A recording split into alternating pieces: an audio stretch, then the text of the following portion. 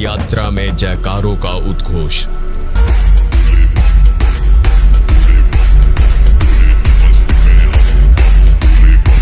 बम बम के नारों से उमड़ता ये जोश। बम का नाम भी गुंडा, बम बम। क्या यही है भक्ति, आस्था और विश्वास, या फिर बम के नारों से हो रहा है भगवान शिव का उपहास? संत रामपाल जी महाराज हिंदू देवी देवता की पूजा क्यों छुड़वाते हैं? आखिर ब्रह्मा विष्णु महेश पर क्यों है तकरार? ब्रह्मा विष्णु महेश को हम छुड़वा सकते हैं? हम कोई बालक है? संत रामपाल जी दिखा रहे सदग्रंथ बार बार। अब आपको दिखाते हैं श्री शिव पुराण के अंदर इतने ढेर सारे प्रमाण। मूर्ति पूजा मना करते हैं। मूर्ति बुरी नहीं, मूर्ति की पूजा गलत है। क्या है गलत और क्या है सही, मान्य होगा वही जो सदग्रंथों ने कही।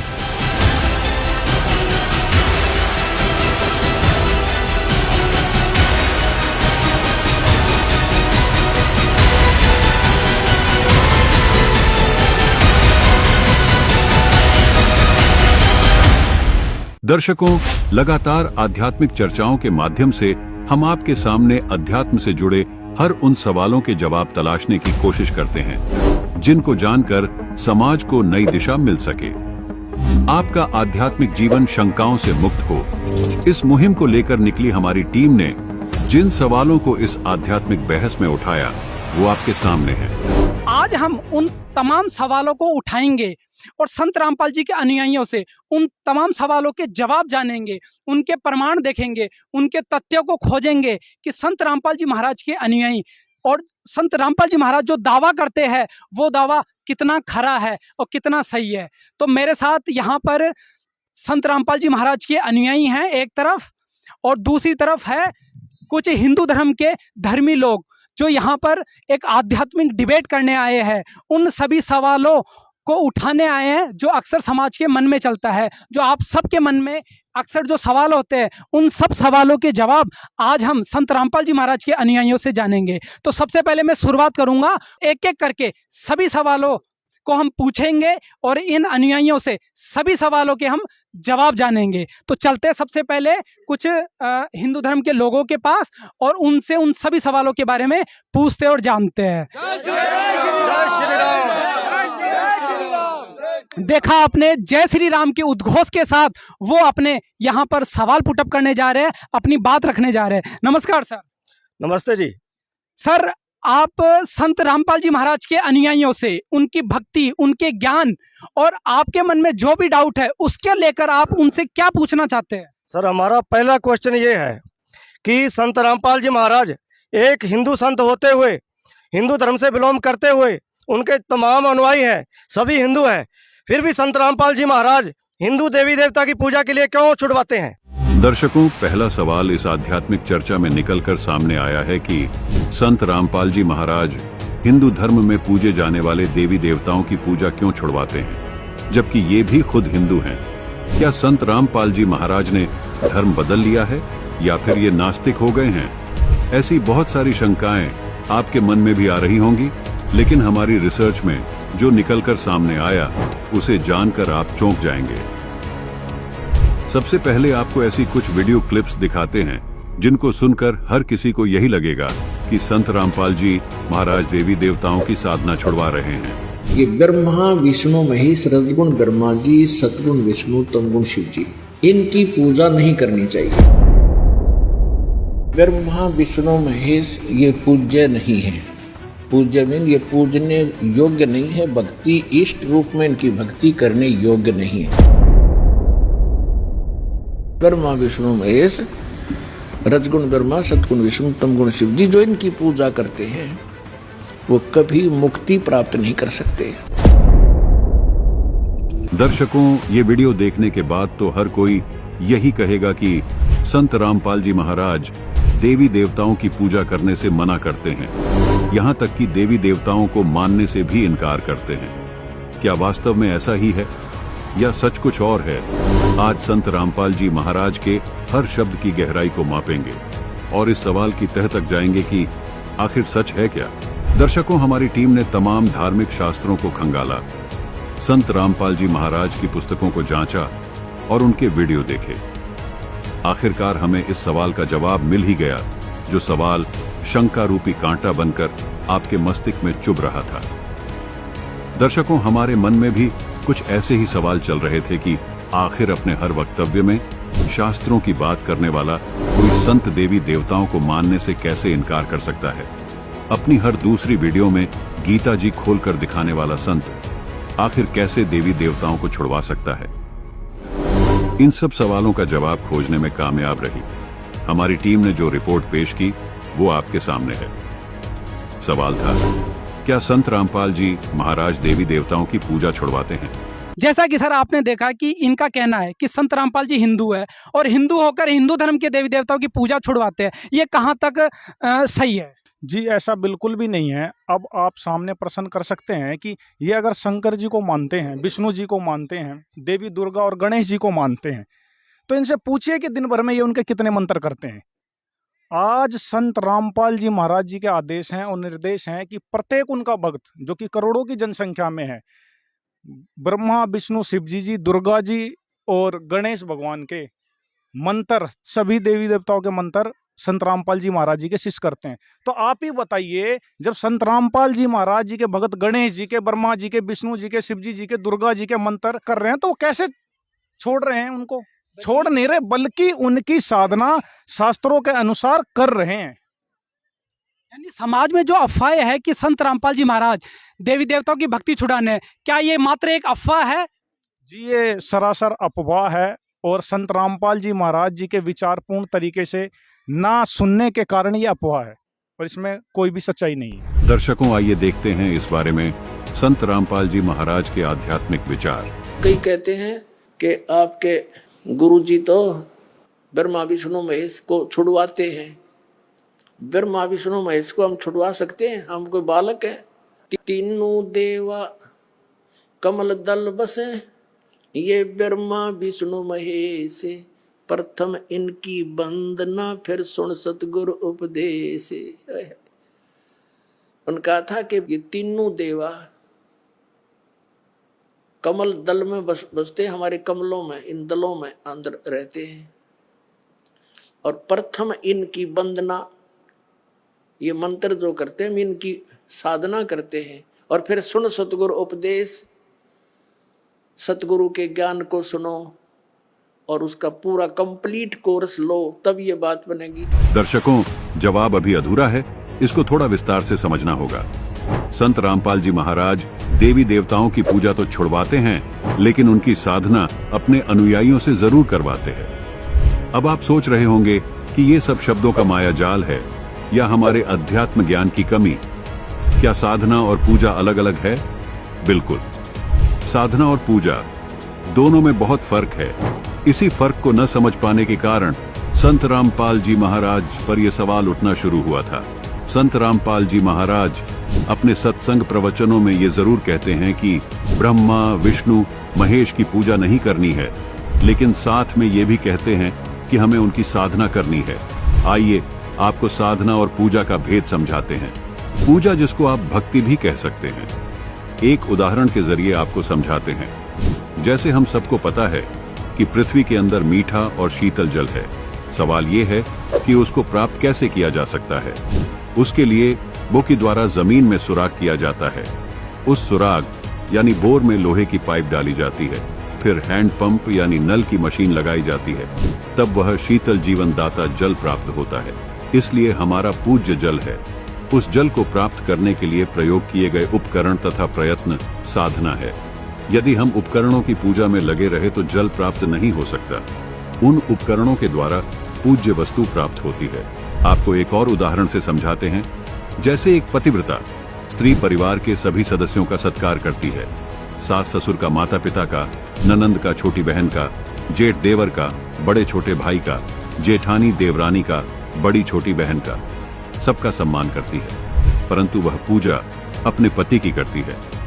जब किसी कारणवश स्त्री और उसका पति घर से अलग होते हैं तो वो अपने हिस्से की सर्व वस्तुएं उठाकर अपने पति वाले मकान में ले जाती है। मतलब जो आस्था वो अपने पति में रखती है, वो भाव उसका परिवार के किसी और सदस्यों में नहीं होता। परंतु आदर सबका करती है। ठीक इसी प्रकार संत रामपाल जी महाराज के अनुयायी सब देवी देवताओं का आदर करते हैं, लेकिन भक्ति पूजा पूर्ण निष्ठा के साथ पूर्ण परमात्मा कबीर साहिब जी की करते हैं। जैसे जल रूपी परमात्मा को प्राप्त करने के लिए शरीर रूपी जमीन में मंत्र रूपी बोकी से ब्रह्मा विष्णु महेश के कमल रूपी पाइप से होते हुए हम उस जल रूपी परमात्मा तक पहुंचेंगे। उस परमात्मा तक पहुंचने तक मार्ग में जो भी क्रिया हमने की वो साधना कहलाती है। उस क्रिया में ब्रह्मा विष्णु महेश के मंत्र भी शामिल हैं और ज्ञान दान ध्यान हवन प्रणाम यज्ञ भी शामिल है। ये सब हमारी साधनाएं हैं जिनको करने के बाद हम जल रूपी पूर्ण परमात्मा को प्राप्त कर लेंगे। अब आप कहेंगे कि ब्रह्मा विष्णु महेश ही तो पूर्ण परमात्मा है, वही तो जल है, वही तो इष्ट देव है। लेकिन नहीं, ब्रह्मा विष्णु महेश पूर्ण परमात्मा नहीं है। उनकी पूजा करने के लिए गीता जी में साफ मना किया गया है। आध्यात्मिक मार्ग में पूजा सिर्फ इष्ट देव की ही की जाती है।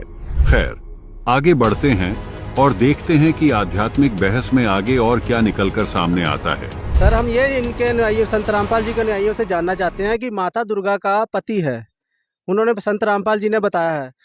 हम बचपन से सुनते आ रहे हैं कि वो तो अर्धकुंवारी है, लेकिन ये तो माता का अपमान है, ये तो हमारे जो देवी देवता हैं उन सबका अपमान कर रहे हैं। लेकिन हमें प्रूफ सहित आधार सहित बताइए, ये कहाँ बताया गया है और कहाँ लिखा है ये। आध्यात्मिक बहस में अगला सवाल ये निकलकर सामने आया कि संत रामपाल जी महाराज माता दुर्गा जी को सर्वशक्तिमान नहीं मानते, बल्कि उनका दावा है कि दुर्गा माता जी का कोई पति भी है।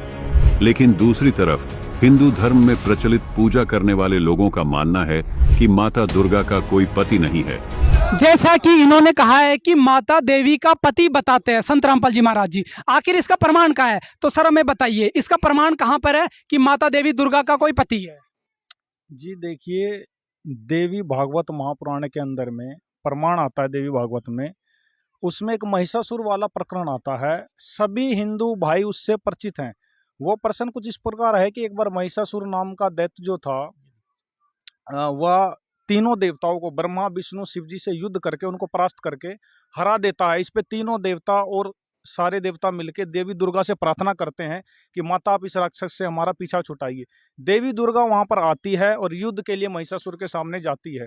महिषासुर वहां पे उनसे विवाह का प्रस्ताव रखता है। यह प्रकरण महिषासुर के अध्याय में हम आपको प्रमाण के लिए दिखाते हैं।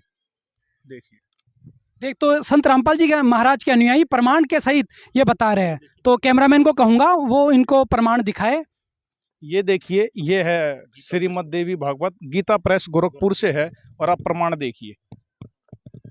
इसमें एक प्रकरण है कि महिषासुर का मंत्रियों के साथ परामर्श करना और वासफल तथा दुर्मुख को भेजना, देवी के द्वारा वासफल और दुर्मुख का वध। इसमें देवी ने कहा कि ब्रह्मा विष्णु महेश इंद्र वरुण कुबेर एवं अग्नि तक को भी मैं पति बनाना नहीं चाहती। इन सब प्रधान देवताओं को छोड़कर किस गुण की विशेषता से मैं पशु को स्वामी बनाने का निंदनीय काम करूंगी। मैं पति को वर्ण करने वाली स्त्री नहीं, मेरे शक्तिशाली पतिदेव विराजमान है, मेरे शक्तिशाली पतिदेव विराजमान है। अब ये प्रमाण आप सबके सामने है। ये 18 पुराणों में से एक है। इसको सभी हिंदुस्तान में सभी हिंदू भाई बहन इसको सर्वप्रथम मानते हैं। क्या इससे ऊपर है इनका ज्ञान? क्या ये कोई आधार नहीं है? अब इससे ऊपर ये आधार किसको मानते हैं? अगर इसको भी नहीं मानते तो फिर इनका ज्ञान का आधार क्या है और ये किससे डिबेट करेंगे, क्या चर्चा करेंगे? दर्शकों, आइए देखते हैं इस बारे में संत रामपाल जी महाराज के आध्यात्मिक विचार। अपने आत्मा आपके समक्ष इतने ढेर सारे प्रमाण इकट्ठे करके दिखा करके तब ये मन स्वीकार करेगा, इस अज्ञान से हटेगा और ज्ञान को ग्रहण करेगा। अब आपको दिखाते हैं श्री शिव पुराण के अंदर जो कि ये दुर्गा इन तीनों की माँ है, ब्रह्मा विष्णु महेश की, और ये सदा शिव रूपी काल जो है, काल रूपी ब्रह्म, ये इनका पिता है। देखिए शिव पुराण गीता प्रेस गोरखपुर से प्रकाशित, केवल हिंदी वाली में। ये इसके हम आपको, ये गीता प्रेस गोरखपुर से प्रकाशित है। इसमें ब्रह्मा जी बता रहे हैं अपने पुत्र नारद को। ये संस्कृत शिव पुराण पृष्ठ 98 पे है।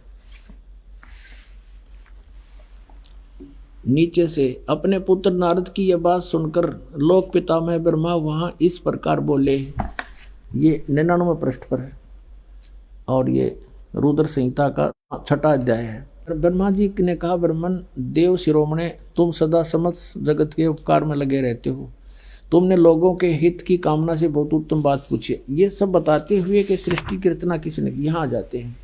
जिस परब्रह्म के विषय में ज्ञान और अज्ञान से पूर्ण उक्तियों द्वारा इस प्रकार विकल्प किए जाते हैं, उसने कुछ काल के बाद, कुछ समय के बाद द्वितीय की इच्छा प्रकट की। उसके भीतर एक से अनेक होने के संकल्प उदित हुए।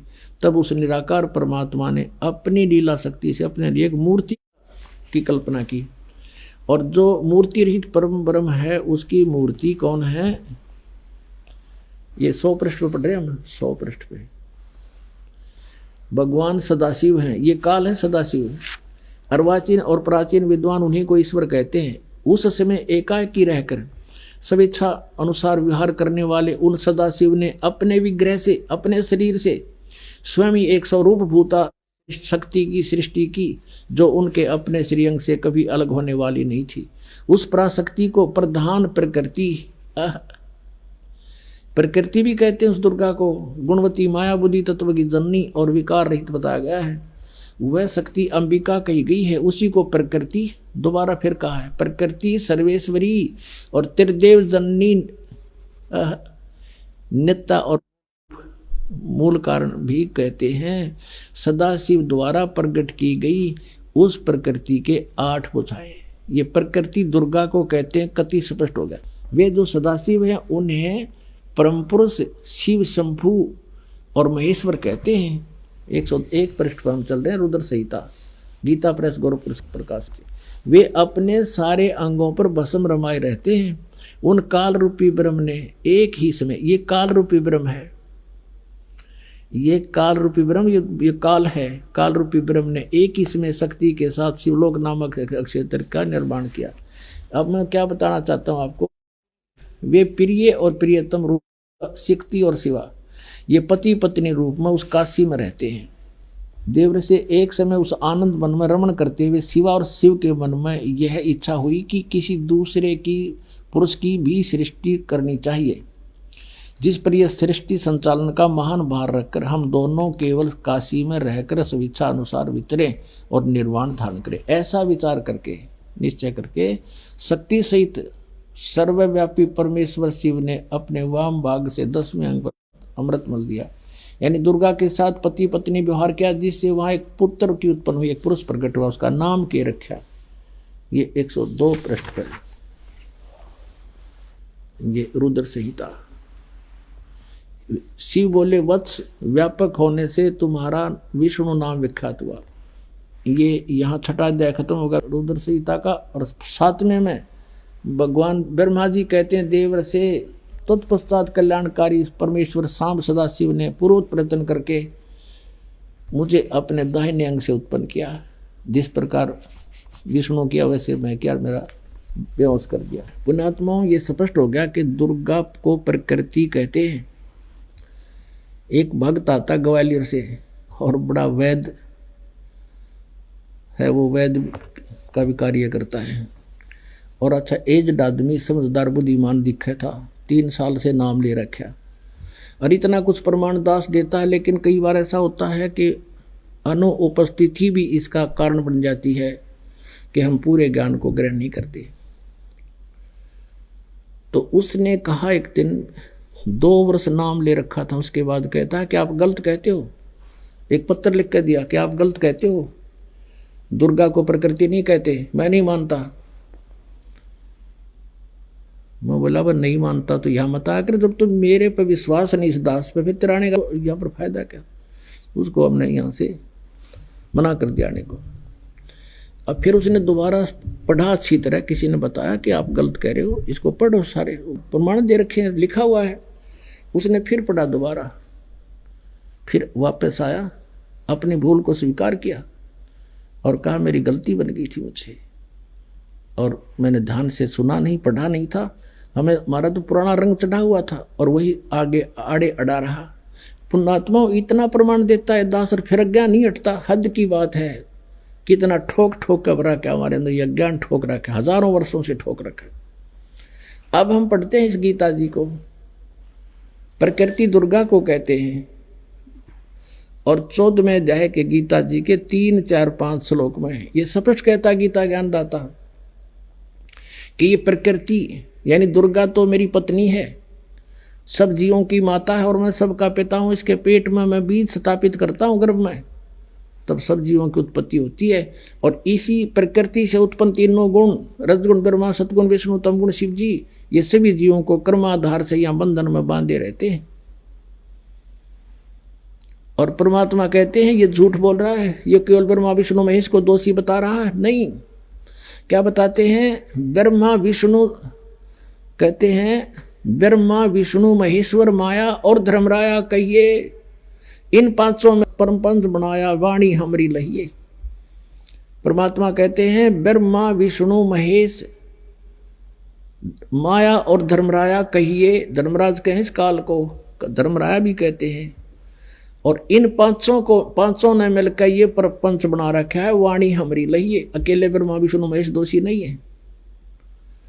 अब हम आते अपने उसी कंसेप्ट के उसी पॉइंट पर कि ये क्या कह रहा है कि अब ऐसा ज्ञान सुना दूंगा अर्जुन, इसको सुनने के बाद फिर कुछ भी जानना शेष नहीं रहेगा।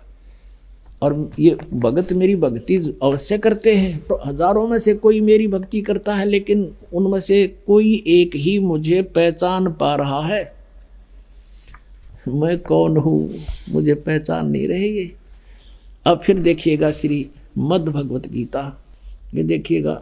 अब इसके हम फिर आते हैं 7वें स्कंद में, और इसमें स्पष्ट लिखा है गीता जी अध्याय नंबर 7 के श्लोक नंबर 4, 5 में इकट्ठा किया है कि मेरी 2 प्रकार की प्रकृति है। एक तो जड़ प्रकृति, ये जड़ प्रकृति, और इससे दूसरी है वो जीव रूपा, यानी ये प्रकृति दुर्गा है मेरी। और 14वें अध्याय के अपने आत्मा में थोड़ा कंसेप्ट क्लियर हो जाए, क्योंकि बार बार नहीं मिलता है समय जो आदरदा बख्शी भगवान ने। 3, 4, 5 में ही देखिएगा अध्याय नंबर 14 श्रीमद् भगवत गीता, और यहाँ देखिएगा 3रा श्लोक। हे अर्जुन, मेरी महत ब्रह्म रूप मूल प्रकृति संपूर्ण भूतों की यानी प्राणियों की योनि है, अर्थात गर्भाधान स्थान है, और मैं सबका पिता हूँ। मैं उस योनि में गर्भ को स्थापन करता हूँ, गर्भम दधामी, उसके संयोग से इन्होंने कुछ अपना बना रखा है। सब भूतों की उत्पत्ति यानी प्राणियों की उत्पत्ति होती है। 4 में क्या कहा है? हे अर्जुन, नाना प्रकार की शरीरों में योनियों में जितने भी मूर्तियां अर्थात शरीरधारी प्राणी उत्पन्न होते हैं, प्रकृति तो उन सब की माता है, गर्भ धारण करने वाली माता, और मैं बीज स्थापन करने वाला पिता हूँ। 5वें में क्या कहा है? हे अर्जुन, सतगुण रजगुण और तमगुण ये प्रकृति से उत्पन्न, दुर्गा से उत्पन्न प्रकृति संभवा, रजगुण ब्रह्मा, सतगुण विष्णु, तमगुण शिव जी, दुर्गा से उत्पन्न तीनों गुण अविनाशी जीव आत्मा को शरीर में बांधते हैं। ये कहेगी तो ये रोक रहे हैं तीनों, ब्रह्मा विष्णु महेश कर्मानुसार, और परमात्मा कहते नहीं, ये पांचों मिलकर प्रपंच बना रखा है। हमारी बात को समझ लेना, इनकी बातों में मत आना। अब परमात्मा कहते हैं कि इन पांचों ने मिलकर ब्रह्मा विष्णु महेश माया दुर्गा और ये काल कहिए, इन पांचों ने मिलकर ये प्रपंच बना रखा है। वाणी हमारी लइए, हमारे ज्ञान को गहराई से समझना।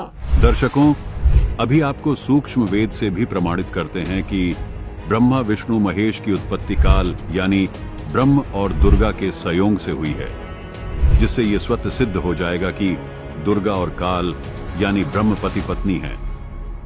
देखिए प्रमाण। धर्मदास ये जग बोराना, कोई न जान पद निर्वाणा, यही कारण मैं कथा पसारा, जग से कहिए वो राम नियारा। ये नाम गलती से लिखा है, मिसप्रिंट है। यही ज्ञान जग जीव सुनावो, सब जीवों का भरम नसाओ। अब मैं तुमसे कहूँ चिताई, ही त्रिदेवन की उत्पत्ति भाई। तीनों देवता ब्रह्मा विष्णु महेश की जन्म बताता हूँ कैसे हुआ। कुछ संक्षेप कहूँ गहुराई, सब संशय तुमरे मिट जाई। भरम गए जग वेद पुराण, आदि राम का भेद न जाना। ये राम है। ज्ञानी सुने सो हृदय लगाई, मूर्ख सुने तो गम न पाई। माँ अष्टंगी पिता निरंजन, ये जम दारुण वंशन अंजन। पहले कीन निरंजन राई, पीछे से माया उपजाई। माया रूप देख अति शोभा, देव निरंजन तन मन लोभा। काम देव धर्मराय सताए, देवी को तुरंत धर खाई। पेट से देवी करी पुकारी, साहेब मोहे करो उभारी। टेर सुनी सतगुरता आए, अष्टंगी के बंद छुड़वाए। यहाँ वास्तविकता यह है कि टेर सुनी तहाँ हम आए, परमात्मा कहते हैं अष्टंगी के बंद छुड़वाए। धर्मराय को हिकमत कीना, नखरेखा से भग कर लीना। धर्मराय करे भोग विलासा, माया को रही तब आशा। यानी दुर्गा प्रेग्नेंट होगी। 3 पुत्र अष्टंगी जाए, ब्रह्मा विष्णु शिव नाम धराए। ओए होए। 3 पुत्र अष्टंगी दुर्गा ने पैदा किए शिव काल के संयोग से, और ब्रह्मा विष्णु और शिव नाम धराए। 3 देव विस्तार चलावे, इनमें ये जग धोखा खावे। पुरुष गम कैसे के पावे, काल निरंजन जग भरमावे। 3 लोग अपने सुत दीन्या, सुन निरंजन बासालीन्या। 3 देव सो उनको ध्यावे, निरंजन का वह पार न पावे। ये अलख निरंजन बड़बट पारा, 3 लोग जीव करे आहारा। ब्रह्मा विष्णु शिव नहीं बचाए, सकल खाए पुन धूर उड़ाए। जैसा कि संत रामपाल जी महाराज के अनुयायियों ने अभी देवी पुराण से ये सिद्ध किया और प्रमाण दिखाया कि माता देवी का पति है, वो ब्रह्मा विष्णु महेश से भी ऊपर उनका कोई परम पुरुष है जो उनके पतिदेव है। और अभी इस प्रमाण को उन्होंने प्रमाण करके दिखाया। तो सर आप क्या कहना चाहोगे? अभी संत रामपाल जी महाराज के अनुयायियों ने आपके उस प्रश्न का जवाब दिया कि माता देवी का पति है। क्या आज से पहले आपको ये पता था कि माता का कोई पति है? नहीं जी, हमें नहीं सर मालूम। आपको अभी इन्होंने प्रमाण सहित दिखाया कैमरे पर, तो आपका क्या राय है? क्या आप मानते हो कि जो पुराणों में लिखा है वो हिंदू धर्म के लिए सर्वमान्य है? देखो, जो प्रमाण दिखाया है उसके आधार पे तो मानना पड़ेगा। दर्शकों, संत रामपाल जी महाराज ने जिन शास्त्रों का हवाला दिया वह हिंदू धर्म के प्रमाणित शास्त्र हैं। उन्होंने जो प्रमाण दिए उनसे ये स्पष्ट हो जाता है कि ब्रह्म यानी काल भगवान यानी सदाशिव का देवी दुर्गा के साथ अभेद संबंध है। इन्हीं दोनों के संयोग से तीनों देवताओं की उत्पत्ति हुई है, जिनको ब्रह्मा विष्णु महेश कहा जाता है। आइए अब आगे देखते हैं कि इस आध्यात्मिक ज्ञान चर्चा में क्या होता है। मेरा भी इनसे एक सवाल है सर। ये हिंदू धर्म में जो देवी देवताओं की मंदिरों में मूर्ति बनाकर पूजा आराधना की जाती है, वो संत रामपाल जी महाराज उसके लिए बिल्कुल मना करते हैं, फिर तो वो हिंदू विरुद्ध हुए ना। आध्यात्मिक ज्ञान चर्चा में अब एक और महत्वपूर्ण सवाल निकलकर सामने आया। संत रामपाल जी महाराज मूर्ति पूजा का विरोध करते हैं, मंदिर जाने से मना करते हैं। क्या ये सब हिंदू धर्म के विरुद्ध नहीं है? तो सर हमें बताइए, जैसा कि इनका प्रश्न है कि संत रामपाल जी महाराज मूर्ति पूजा को और मंदिर पूजा को छुड़वाते हैं, आखिर सनातन में तो मूर्ति पूजा का ही सबसे मुख्य उल्लेख है। देखिए, हमारे गुरुजी मूर्ति पूजा को ये नहीं कहते कि ये गलत है। हमारे गुरुजी ये कहते हैं कि आप इस मूर्ति पे ही अगर दृढ़ हो जाओगे, उसी में आस्था बना के रख लोगे, वो आदर के लिए तो ठीक है, उसकी याद के लिए तो ठीक है, उससे याद बनती कि हाँ विष्णु जी हैं, ये गुण युक्त हैं, तो लेकिन सिर्फ मूर्ति पे ही आधारित हो जाने से वो लाभ हमको विष्णु जी नहीं देंगे। उदाहरण के लिए, अगर कोई बच्चा अपने बुक में देखता है आ से आम, तो आम को देख के, फोटो देख के, चित्र देख के उसको ये तो पता लगता है कि ये आम है, खाने वाली वस्तु है, उसके गुणों के बारे में उसको जानकारी हो जाती है। लेकिन अगर वो फोटो पे ही दृढ़ हो जाए, उसी पे अगर वो आस्था कर ले और अगरबत्ती, धूप बत्ती, फूल और घंटी बजाने लगे और बैठ जाए हट करके कि मैं आम लूंगा, तो इस तरीके से तो देखो उसको आम मिलने से रहा। तो संत रामपाल जी महाराज जी बताते हैं कि भाई आम लेने के लिए आपको अलग से कमाई करनी पड़ेगी, फिर आप बाहर मंडी में जाओ, आम लेके आओ, फिर आप उस फोटो को रखो या फिर मत रखो, आपको वो आम वाले गुण जो है आम आपको प्राप्त हो जाएगा। ठीक इसी प्रकार जो हमारे भाई साहब कह रहे हैं मूर्ति पूजा के बारे में, हमारे गुरुजी कहते हैं कि उनकी फोटो देख के आपको उनकी याद तो बनी रहेगी, लेकिन आपको वो लाभ नहीं दे सकते उस मूर्ति से। आपको वो जो लाभ है गुरु बना के उनके यथार्थ मंत्र के जाप करने से वो लाभ आपको ऑटोमेटिक प्राप्त होगा। फिर आप चाहे मूर्ति रखो या ना रखो, उसका कोई प्रयोजन नहीं रह जाता। जैसा कि अनुयायियों ने बताया कि संत रामपाल जी महाराज मूर्ति पूजा को मना नहीं करते, अपितु मूर्ति पर ही आश्रित होना और मूर्ति के साथ कर्मकांड पूजा करने को मना करते हैं। इसी का आधार गीता और वेदों का उन्होंने दिया है। दर्शकों, आइए देखते हैं इस बारे में संत रामपाल जी महाराज के आध्यात्मिक विचार। पहले हमारे को किसी ने कुछ भगवान बता दिया, एक मिट्टी का रख दिया कोई खिलौना सा, ये तेरा भगवान, हमने वो ही मान लिया, क्योंकि हमें परमात्मा की चाह थी, आज भी है। अब जैसे मूर्ति रख दी भगवान की, श्री कृष्ण जी की, विष्णु जी की, तो हमने स्वीकार कर लिया। विष्णु जी के गुणगान उन्होंने सुनाए, हमें मान लिया। कहाँ से सुनाए उन्होंने विष्णु जी और ब्रह्मा शिव जी के गुणगान, गुण कहाँ से सुनाए? विष्णु पुराण से विष्णु जी के, शिव पुराण से शिव जी के। तो किसी ने बताया कि ये भगवान की मूर्ति है, इसी की पूजा से तेरा मोक्ष हो जाएगा, हमने वो भी शुरू कर दिया। तो ये भूल थी, ये गलत था। मूर्ति बुरी नहीं, मूर्ति की पूजा गलत है। मूर्ति का होना अनिवार्य है। मूर्ति से हमें प्रेरणा मिलती है। जैसे हम किसी सूरवीर की मूर्ति देखते हैं, चित्र देखते हैं, और उनके गुणों से हम परिचित होते ही हैं, तो गुणों से परिचित होने से उसकी मूर्ति देखते ही हमारे अंदर भी वैसा ही भाव बन जाता है।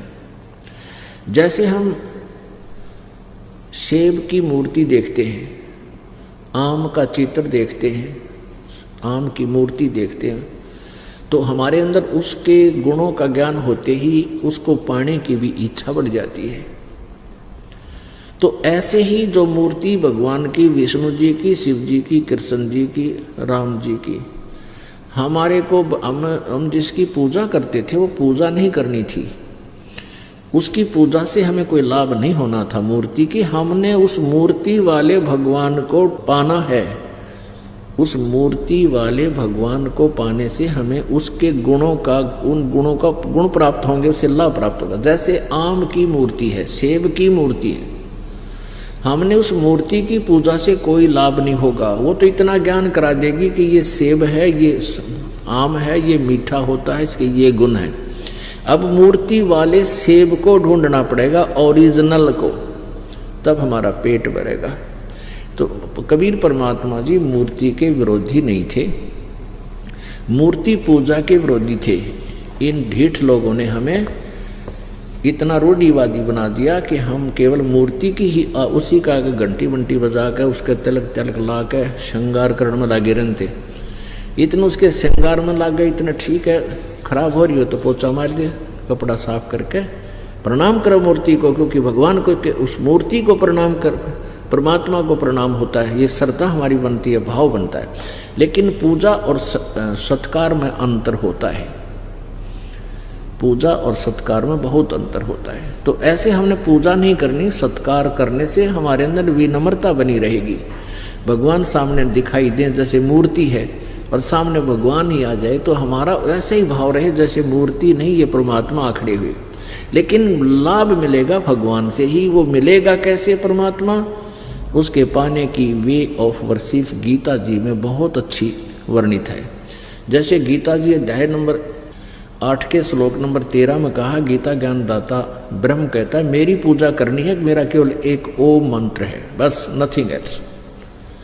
और 8वें अध्याय के 3 श्लोक में जिस परम अक्षर ब्रह्म के बारे में बताया है उसकी पूजा करनी है, तो 17वें अध्याय के 23वें श्लोक में कहा कि ओम तत्सत इति निर्देश ब्रह्मण त्रिविध समर्थ है।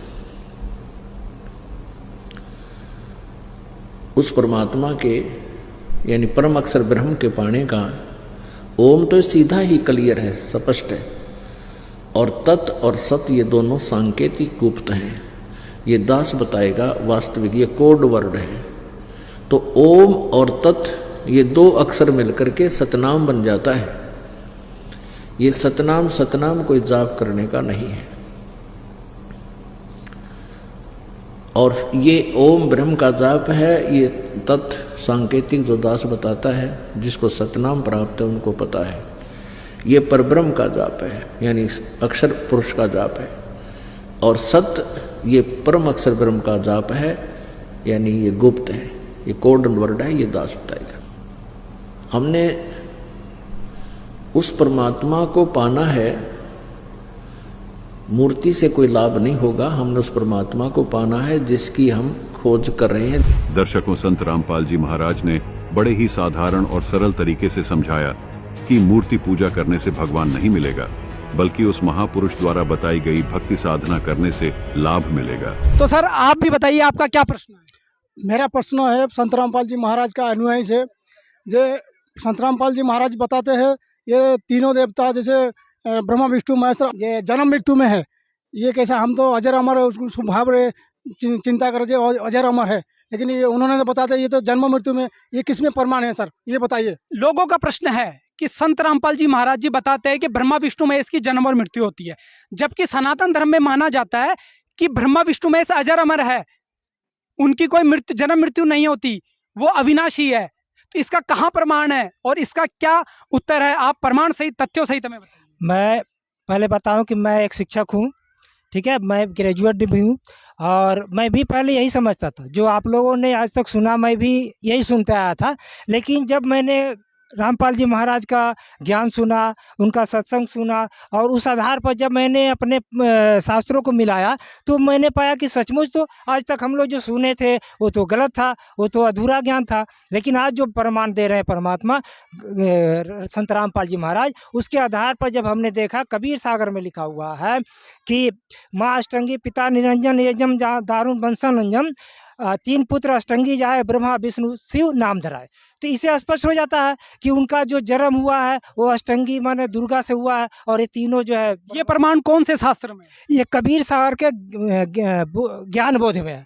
कबीर सागर जो एक पुस्तक है उसका ज्ञान बोध अध्याय, उसमें आपको ये मिल जाएगा। अच्छा सर, हमें किसी गीता वेद पुराणों से भी प्रमाणित करे कि ब्रह्मा विष्णु महेश की जन्म मृत्यु होती है? जी हाँ, देवी भागवत पुराण में स्पष्ट लिखा हुआ है, वो आपको मैं अभी दिखाता हूँ।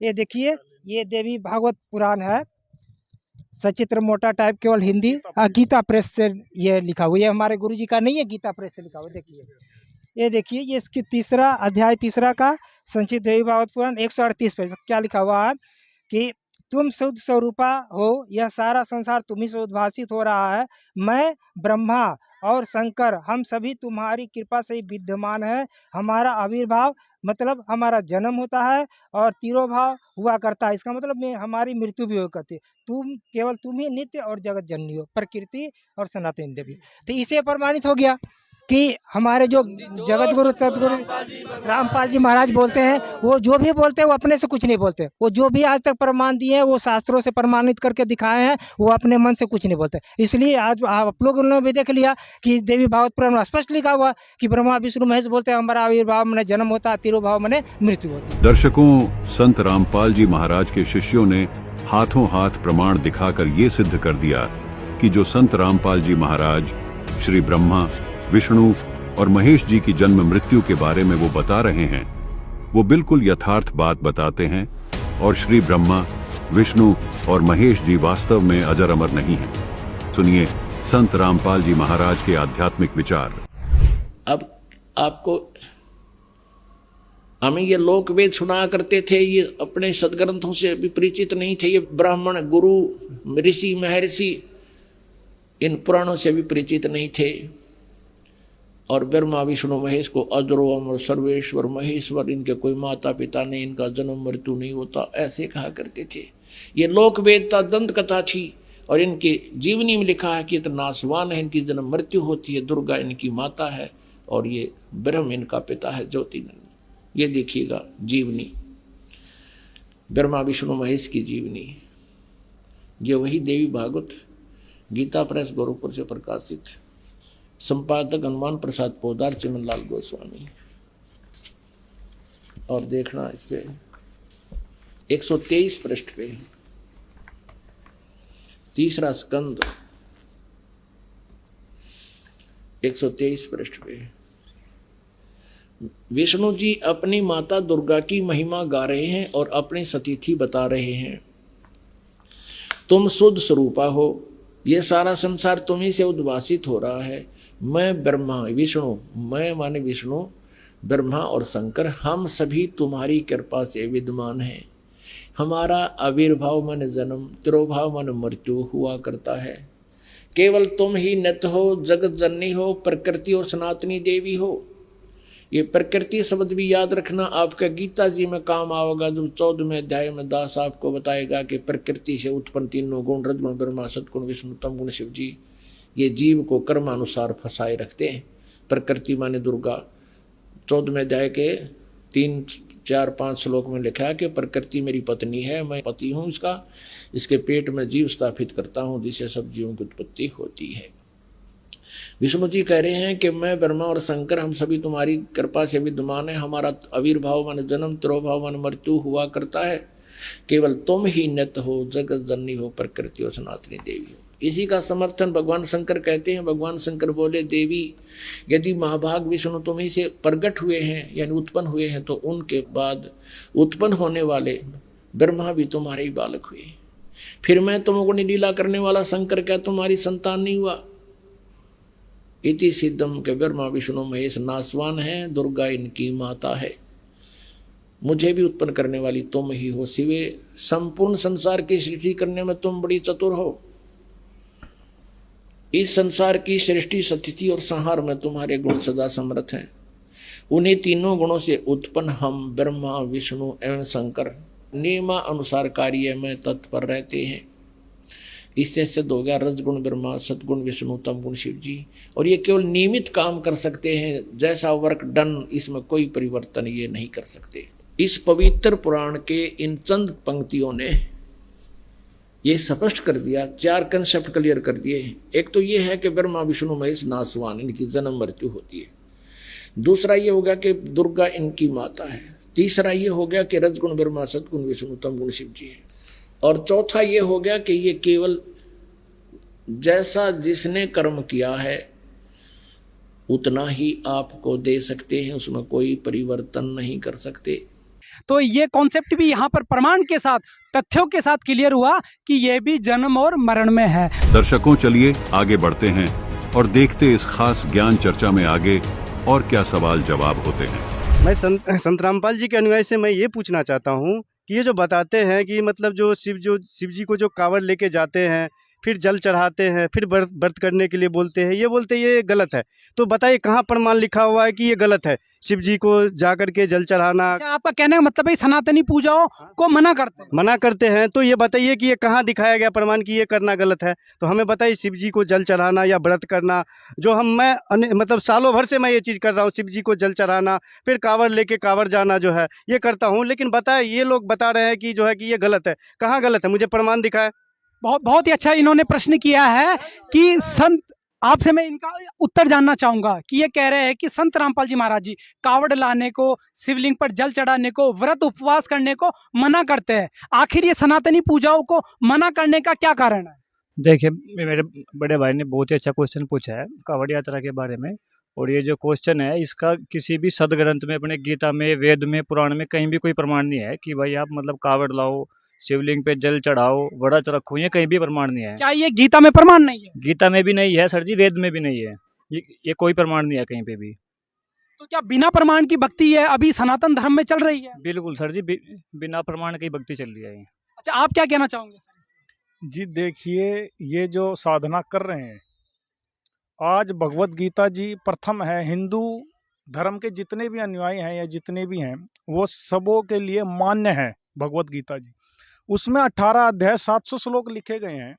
अगर इनकी साधना इतनी ही यथार्थ है और ये परंपरागत करते हुए आ रहे हैं तो उसका कहीं तो प्रमाण होता। भगवत गीता में 18 अध्याय बोले गए, किसी एक श्लोक में तो होता कावड़ लाने के बारे में, व्रत करने के बारे में, तीर्थों पे जाने के बारे में। वेद में और भगवत गीता जी में, जो कि चारों वेद का सारांश भगवत गीता जी है, उसमें कहीं पे भी 700 श्लोक में किसी एक भी श्लोक में जो ये साधना कर रहे हैं इसके बारे में कहीं पे नहीं लिखा। इससे पता चलता है कि ये शास्त्र अनुकूल साधना नहीं है।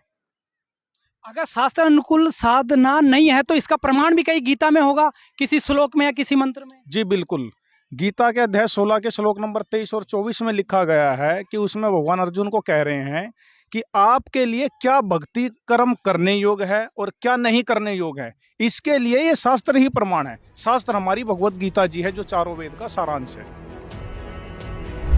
दर्शकों, सवाल बड़ा ही रोचक है। क्या करोड़ों शिव भक्त जो कावड़ लेकर आते हैं, शिवलिंग पर जल चढ़ाते हैं, वो गलत है?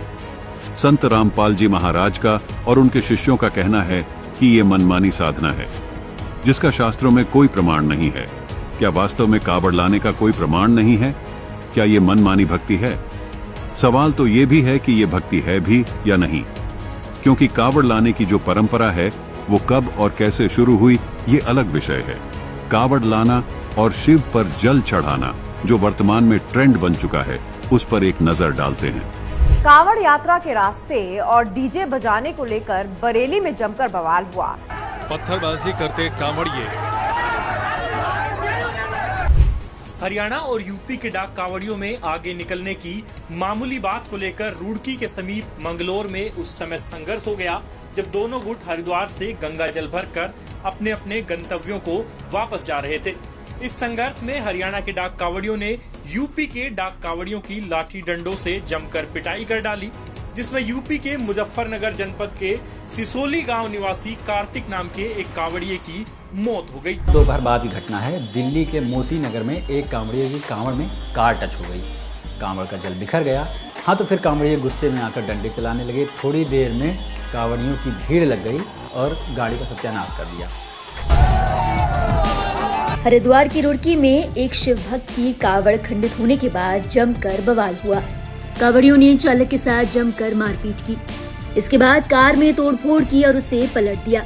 यही नहीं, कुछ कावड़िए तो कार को आग लगाने पर भी आमादा हो गए। दर्शकों, इन तस्वीरों को देखकर तो हर कोई यही कहेगा कि ये भक्ति साधना नहीं है, ये केवल और केवल मनमाना आचरण है। जो गंगा भगवान की जटाओं से होकर गुजरती है, उस जल को आप मंदिर में शिवलिंग पर चढ़ाने से मोक्ष प्राप्त करना चाह रहे हैं। और इस बीच जो भगवान की भक्ति के नाम पर देखा जा रहा है, ये भी किसी से छिपा नहीं है। जबकि गीता अध्याय 16 श्लोक 23 और 24 में इस प्रकार की साधनाओं को शास्त्र विरुद्ध आचरण बताया है। आइए देखिए इस विषय पर संत रामपाल जी महाराज के आध्यात्मिक विचार। और सन्यासी शंकर को भूले, बम्ब महादेव झावे हैं। तेरा भैया कमाल कर दिया। आपने देखा होगा ये कावड़ लेवनी है, कावड़ लेने जाते हैं हरिद्वार तक, खासकर सावन के महीने में। और वहां से मेरे ख्याल में वो 2 किलो गंगा जल लेकर चले, गंगा का पानी जल। नंगे पैरा बेचारे पैदल आओगे, कोई बस में बैठ कर ज्यादातर पैदल जा जाते हैं। और वो भगवान शंकर के पुजारी बनकर जाते हैं। भगवान शंकर का जो नाम हम आपको देते हैं उससे लाभ देता है भगवान, वैसे नहीं देता।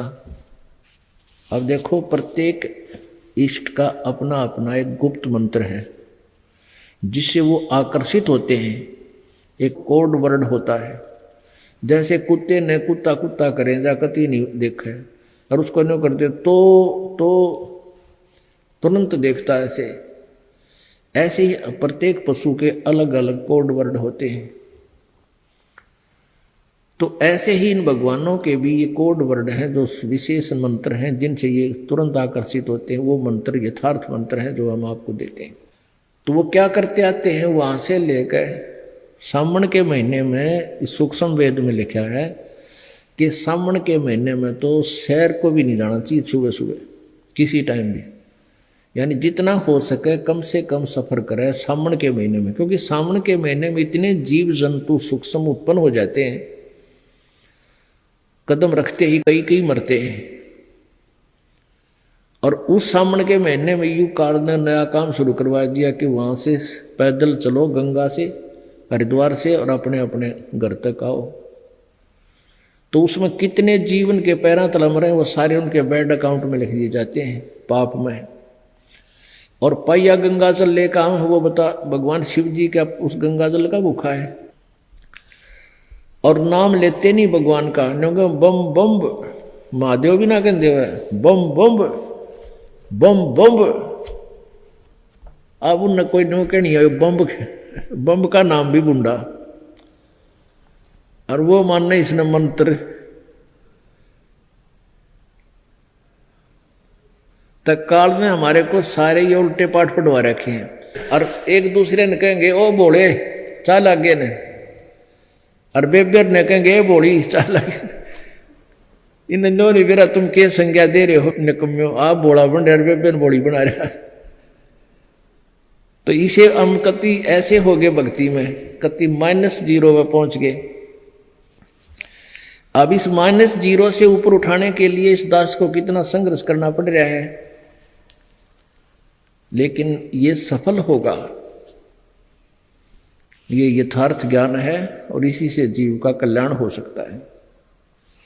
कक्कड़ भांग तमाकू पीवे, बकरे काट तलावे हैं, सन्यासी शंकर को भूले, बम्ब महादे ध्यावे हैं। यो भी बैदा है बैदे से भेद अलैदा, यो भी बैदा बैदा क्यों जाण्या, हम सतगुरु बैठे न्यू जाण्या। दर्शकों, संत रामपाल जी महाराज ने अपने सत्संग प्रवचनों से समझाया कि कावड़ लाना शास्त्र विरुद्ध मनमानी साधना है, जिसके करने से आपको मोक्ष प्राप्त नहीं हो सकता। संत रामपाल जी महाराज के शिष्यों ने हमारी आंखें खोल दी। संत रामपाल जी महाराज देवी देवताओं की भक्ति छुड़ाते नहीं, बल्कि वो तो मंत्र जाप देते हैं। आज हमें पता चला कि भगवत गीता में ओम तत्सत इति निर्देश मंत्र लिखा है। ये तो हमने कभी देखा ही नहीं। हमने तो लाल कपड़े में लपेट के अपने घर में गीता को रख रखा है और अगरबत्ती दे देते हैं, बस इतनी पूजा करते हैं। सर, आज हमारी आंखें खोल दी संत रामपाल जी महाराज ने। हम भी इनके आश्रम में आएंगे और आगे विषय में विचार करेंगे, नाम दीक्षा भी लेंगे संत रामपाल जी महाराज से। आप क्या कहना चाहोगे सर? हम ये कहना चाहेंगे, हम देखो शिवरात्रि पर साल में 2 बार हम मंदिर जाते थे, और मंदिर जाने के बाद पूजा पाठ करके हम घर पे आ जाते, लेकिन असली मंत्र तो संत रामपाल जी के अनुयायी करते हैं। लेकिन हम इन्हीं को देखकर अब हम आश्रम में जाकर सत्संग सुनेंगे और अपना कल्याण करवाएंगे। इसीलिए कि हमारे जितने भी भाई बंधु हैं, हम सबको लेके आश्रम में पहुंचेंगे और नाम दीक्षा लेंगे इनसे। जो हिंदू धर्म के जो लोग हैं, गणमान्य लोग हैं, उन्होंने इस बात को स्वीकारा है कि आज तक समाज में जो अफवाहें फैली हुई थी कि संत रामपाल जी महाराज देवी देवताओं की भक्ति छुड़ाते हैं, उनकी पूजा छुड़वाते हैं और वो अलग ही भक्ति पूजा बताते हैं, जबकि ऐसा नहीं है। संत रामपाल जी महाराज अपनी जो भक्ति पूजा विधि है वो सनातन धर्म की पूजाओं से ही शुरू करते हैं और पूर्ण परमात्मा की भक्ति बताते हैं। यही प्रमाण अनुयायियों ने अभी गीता वेद पुराणों से खोलकर साबित करके यहाँ पर बताया है। और जो तमाम ये मेरे हिंदू धर्म के जो लोग हैं, इन्होंने भी इस बात को स्वीकार किया है कि आज प्रमाण को आंखों देखा है। कल तक उन्होंने अपने शास्त्रों को लाल कपड़ों में लपेटते हुए देखा है, आज उन्होंने आंखों देखा है, सभी शास्त्रों को खोल कर प्रमाण दिखाते हुए देखा है। तो संत रामपाल जी महाराज जी जो भी बता रहे हैं वो शास्त्रों के अनुकूल बता रहे हैं और उनका ज्ञान शास्त्रों के अनुसार ही है। जैसा गीता वेद पुराणों में बताया जा रहा है, वैसा ही ज्ञान भक्ति संत रामपाल जी महाराज मानव समाज को बता रहे हैं। ऐसा ही अनुयायियों का मानना है और ऐसा ही अभी जो हिंदू धर्म के लोग हैं उन्होंने भी इस बात को यहाँ पर स्वीकार किया। दर्शकों, संत रामपाल जी महाराज ने वो उनके भक्तों ने आध्यात्मिक चर्चा में तमाम सवालों के सटीक और प्रमाणित जवाब दिए, जिनको जानने के बाद हर व्यक्ति ने संत रामपाल जी महाराज के इस अद्भुत ज्ञान को स्वीकार किया है। सर नमस्कार। नमस्कार जी। सर क्या नाम है आपका? अशोक सिंह लोधे ठाकुर। अशोक जी कहाँ से आए हैं आप? भिंड मध्य प्रदेश से। संत रामपाल जी महाराज से कब जुड़े आप? 2009 में। सर संत रामपाल जी महाराज से नाम दीक्षा लेने से पहले आप क्या भक्ति करते थे? शंकर भगवान की पूजा किया करते थे हम। शंकर भगवान की पूजा करने में हम शंकर भगवान की जो शिवलिंग होता है उस पर दारू चढ़ाया करते थे और स्तोत्र बोला करते थे।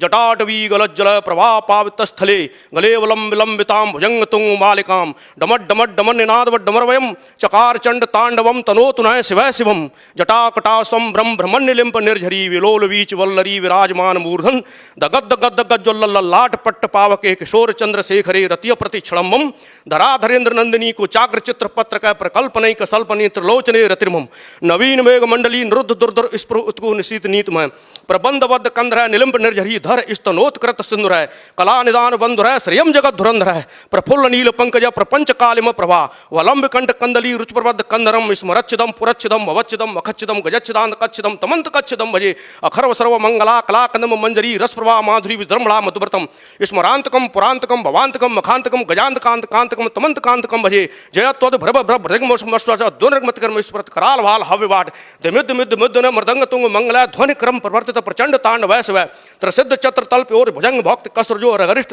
लोष्टोस हृद पक्ष पक्ष हो तृणारविंद चक्षुषो प्रजामही महेंद्रो संप्रवृत कदा सदा शिवम भजाम्यम कदा निलिम्ब निर्जरी निकुंज कोट रेवसन विमुक्त दुर्मते सदाश्रय इष्ट मंजलिम वहन विलोल लोल लोचनो ललाम वाल लग्न का श्वेत मंत्र मुच्चरण कदा सुखी भवाम्यम इम नित्यमेव मुक्त मुक्त मुक्त मोक्तमम इष्टवम पठन स्मरण वर्णरो विशुद्धि मेति संततम हरे गुरु सुवक्ति मासु यातिनान यथागति में मोह नमि देहि नाम सु संकरस्य चिंतनम पूजावसान समय दशवक्त्र गीतम वह समूह पूजन परम प्रदोषे तस्य स्त्राम गजेंद्र युक्ताम लक्ष्मी सहस्रमुखी प्रदास संभवा।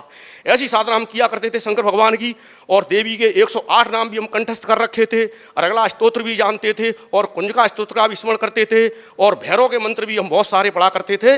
इतनी सारी भक्ति करने के बावजूद भी हमको कोई लाभ नहीं मिला जीवन में। और जगत गुरु तत्वदर्शी संत रामपाल जी महाराज की जैसे ही हम शरण में गए तो 15-20 दिन में ही हमको वो लाभ प्राप्त होने लगे जो लाभ शायद ही किसी को इस पृथ्वी लोक में हुए हों, वो लाभ हमको प्राप्त होगी। संत रामपाल जी महाराज से नाम दीक्षा क्यों लिया आपने? हम शराब पिया करते थे और हमारे मित्र पहले से जुड़ चुके थे, और शराब में हम चोरी भी कर लेते थे, उल्टे सीधे काम करते थे, नाली में पड़े रहते थे। जो पहले के मित्र थे हमारे गुरुदेव से जुड़ चुके थे, उन्होंने हमसे कहा कि चलिए भाई साहब आप कहाँ पड़े रहते हो, आप सतलोक आश्रम बरवाला चलिए, और ऐसे गुरुदेव हैं बहुत ही अच्छे हैं जगत गुरु तत्वदर्शी संत रामपाल जी महाराज, उनसे जाकर के आप नाम दीक्षा ले लो, आपका जीवन सफल हो जाएगा। और हम जुआ खेला करते थे, इसलिए एक दिन अचानक ऐसे ही हम जुआ हार गए, मेरी जेब में कोई पैसा नहीं रहा, तो उस भगत ने, वो था पहले वाला मित्र हमारा जो भगत बन चुका था गुरुदेव जी का, उसने ही किराया दिया और हमको जींद स्टेशन पे उतारा ले जा करके, और हमको जगत गुरु तत्वदर्शी संत रामपाल जी महाराज की वहाँ गाड़ियाँ खड़ी थी, वो हमको फ्री ले गईं। जब हम वहाँ पर पहुँचे तो वहाँ हमने देखा जगत गुरु रामपाल जी महाराज के यहाँ ऐसी व्यवस्था थी, वहाँ हमने बहुत अच्छा भंडारा खाया। तो हम शंकर भगवान की भक्ति किया करते थे, रावण का शिव तांडव भी हमने याद कर रखा था, दुर्गा देवी के 108 नाम भी याद कर रखे थे। जब गुरुदेव जी ने वहाँ पे अपना ज्ञान सुनाया तो हमने कहा ये कौन सा ज्ञान लेके आए हैं, और कबीर को इनने ऊपर कर दिया और हमारे शंकर भगवान को नीचे कर दिया।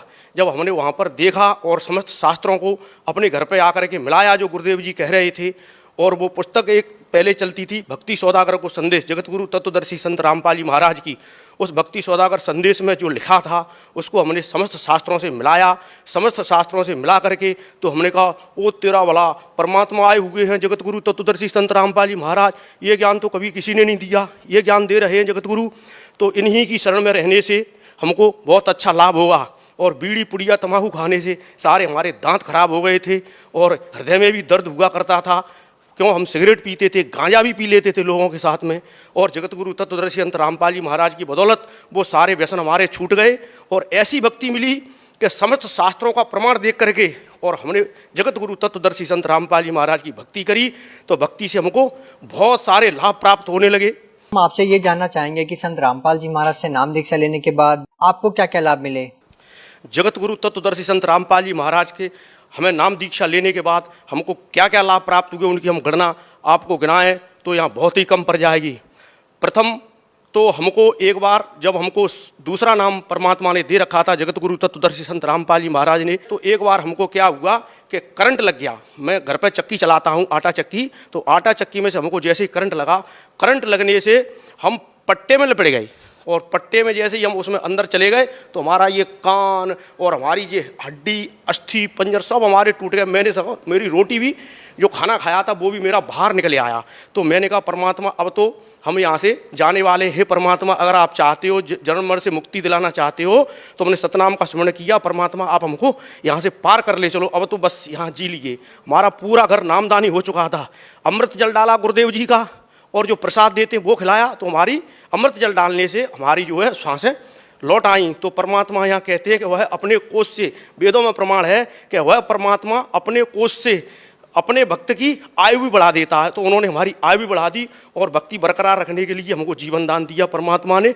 अब हम इससे ज़्यादा क्या कहें। जगत गुरु तत्वदर्शी संत रामपाल जी महाराज परमात्मा के रूप में आए हुए हैं। सर, हम अपने बच्चा छोटा था हमारा, तो वह भक्ति कम करता था। नाम उपदेश तो उसने ले लिया था, लेकिन भक्ति पर उसका दिमाग कम लगता था। तो मोटरसाइकिल से जा रहा था, जीन्स का पैंट पहने हुए था। तो अचानक हम भक्ति ज़्यादा करते हैं, घर पे अपने लगे रहते हैं, तो कुछ लोग, वो छोटा बच्चा था तो वह ज़्यादा जो है कहता था, पापा जी आप भक्ति करते रहते हो। तो अब वो एकदम मोटरसाइकिल से उसका ऐसा एक्सीडेंट हुआ, उसका पैंट पूरा जीन्स का फट गया, पूरा जीन्स का पैंट फटा। परमात्मा ने अध पर ले लिया।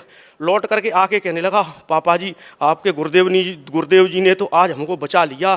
जगत गुरु तत्वदर्शी संत रामपाल जी महाराज परमात्मा के रूप में आए हुए, अब हम भी भक्ति किया करेंगे। तो छोटा बच्चा भी लाइन पे आ गया और उसको जो जीवन दान परमात्मा ने दिया। एक जीवन दान हमारा बड़ा बच्चा रायपुर में रहता है, तो मोटरसाइकिल से जा रहा था अपने सेठगी से। तो मेरे बच्चा जो है मोटरसाइकिल से, बड़ी मोटरसाइकिल थी, उससे ऐसा गिरा कि ऐसी कट थी, इतनी भयंकर कट थी कि कहने लगा कि पापा जी पता नहीं है हमको वहाँ परमात्मा ने कैसे ले जाके बिठा दिया उस, वो पुलिया कहते हैं, पुलिया में भीतर, वो मोटरसाइकिल चूरमा बन गई।